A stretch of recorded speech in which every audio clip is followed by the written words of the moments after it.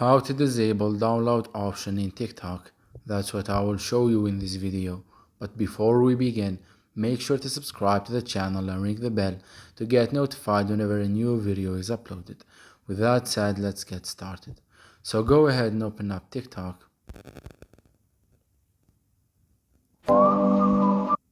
And once you do that, click on the profile icon at the bottom right. Then click on the three lines at the top right corner of your screen. Then click on settings and privacy. And here from the account section, click on privacy.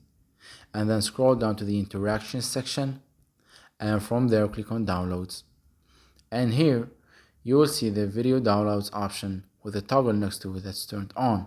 So in order for you to turn off and disable the download option, just click on that toggle to turn it off. And by doing that, the video downloads option will be turned off too. But keep in mind, as TikTok tells you here, it tells you this allow other people to download your videos and share downloads to other platforms.